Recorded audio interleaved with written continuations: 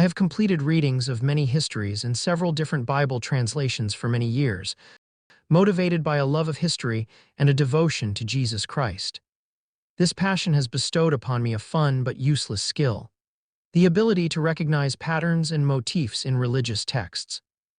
In Sefer Ha-Yashar chapter 3, when considering the events described leading up to Enoch's ascension, I was subtly reminded of Ruth.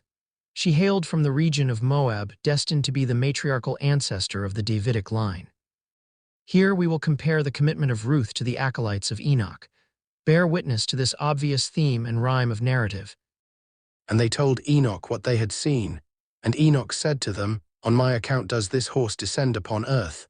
The time is come when I must go from you, and I shall no more be seen by you. And the horse descended at that time and stood before Enoch, and all the sons of men that were with Enoch saw him. And Enoch then again ordered a voice to be proclaimed, saying, Where is the man who delighteth to know the ways of the Lord his God? Let him come this day to Enoch before he is taken from us. And all the sons of men assembled and came to Enoch that day.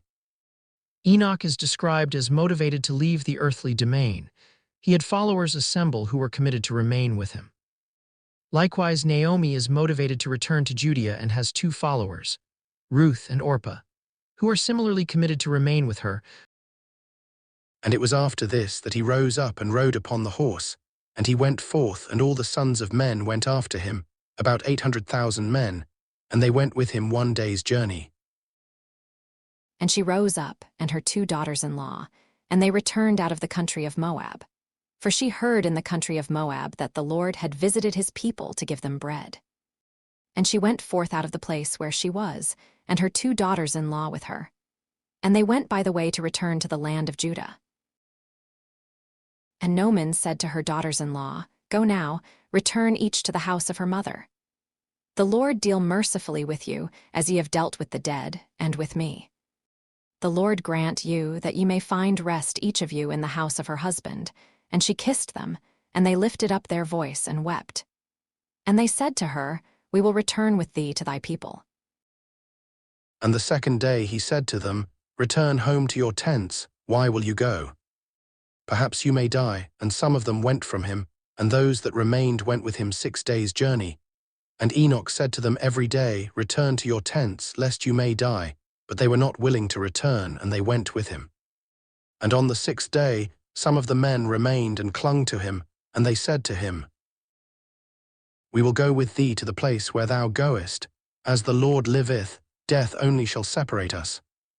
And they urged so much to go with him that he ceased speaking to them, and they went after him and would not return. But Naomi said, Turn back, my daughters, why will you go with me? Are there still sons in my womb, that they may be your husbands? Then they lifted up their voices and wept again. And Orpah kissed her mother-in-law, but Ruth clung to her. And Naomi said to Ruth, Behold, thy sister-in-law has returned to her people and to her gods. Turn now thou also after thy sister-in-law. And Ruth said, Entreat me not to leave thee, or to return from following thee.